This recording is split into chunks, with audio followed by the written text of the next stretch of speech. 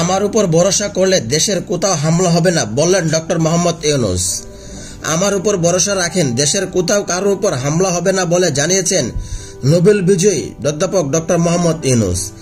বৃহস্পতিবার দেশে ফিরে বিমানবন্দর সাংবাদিকদের সঙ্গে আলাপকালে তিনি এই কথা বলেন।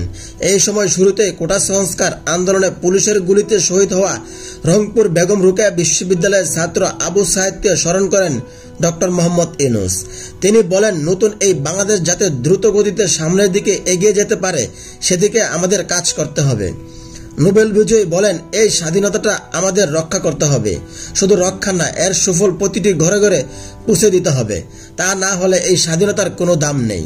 তিনি আরো বলেন, আজকের এই দেশ তরুণ প্রজন্মের হাতে। তোমরা যেভাবে এটা স্বাধীন করেছ, তোমরাই এটা গড়ে তুলতে পারবে। দুপুর 2টার পর ডক্টর ইউনূসকে বহনকারী বিমানটি শাহজালাল আন্তর্জাতিক বিমানবন্দরে অবতরণ করেন। দেশে ফেরার পর তাকে স্বাগতম জানান সেনার প্রধান ওয়াকারুজ্জামান সহ 3 বাহিনীর প্রধান ও বৈষম্য বিরোধী ছাত্র আন্দোলনের সমন্বয়করা। এছাড়াও সেখানে উচ্চপদস্থ অনেক কর্মকর্তারাই ছিলেন। এর আগে বুধবার তিনি ফ্রান্সের রাজধানী প্যারিস চার্লস দ্য গল বিমানবন্দর থেকে ঢাকার উদ্দেশ্যে রওনা করেন। তিনি বিমানবন্দরে তাকে কড়া নিরাপত্তা দেন ফ্রান্সের বিশেষ বাহিনীর সদস্যরা। বুধবার ইউনূস সেন্টার থেকে বলা হয়েছিল, ডক্টর মোহাম্মদ ইউনূস বৃহস্পতিবার দুপুরে বাংলাদেশে ফিরবেন। এমিরেটস এয়ারলাইন্সের একটি ফ্লাইটে দুপুর 2:10 ঢাকা হযরত আন্তর্জাতিক বিমানবন্দরে পৌঁছানোর কথা রয়েছে তার।